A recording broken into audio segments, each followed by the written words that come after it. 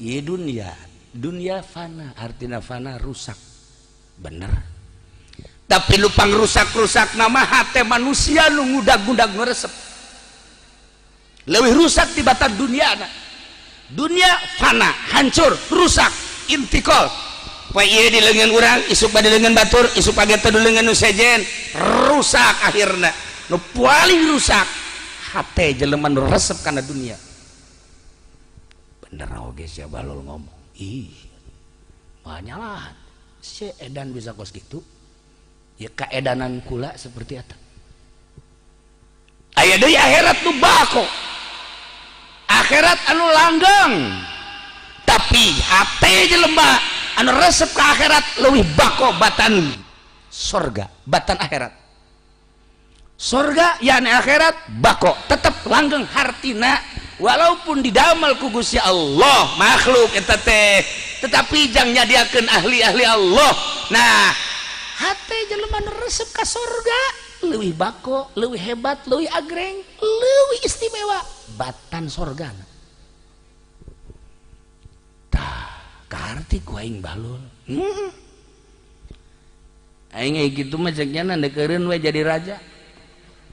Aing nurutan siapa edanan tuan raja ulah sabarangan, lamun nurutan kula edan beneran sih.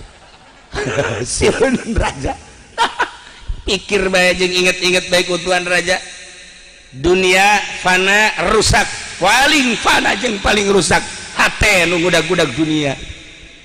Akhirat sorga bako yane tetep, tetapi hate jelema nu ngudag akhirat, nu ngudag sorga etalah leuwih agung jeung leuwih tetep. Pikir ku tuan raja tenar bahasa Bahlul sanagara Baghdad saat eta, masya Allah ternyata diabadikeun diunggal kitab-kitab thariqah, diunggal kitab-kitab tasawuf bahasa Bahlul bener bae.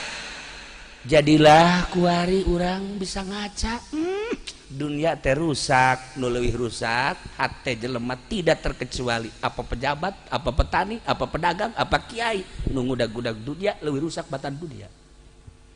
Ngudag dunia, keagungan, kemuliaan, jabatan, materi, leuwih rusak. Kejadianan aja lemah hayang jadi gubernur, apapun yang terjadi leuwih rusak. Hayang jadi presiden, apapun yang terjadi leuwih rusak. Hayang jadi RT bae kuari mah acak-acakan. Acak-acakan leuwih rusak. Tetapi lamun jelema resep ka sorga, sorga teh bako, sorga teh tetep hate anu resep kana sorga.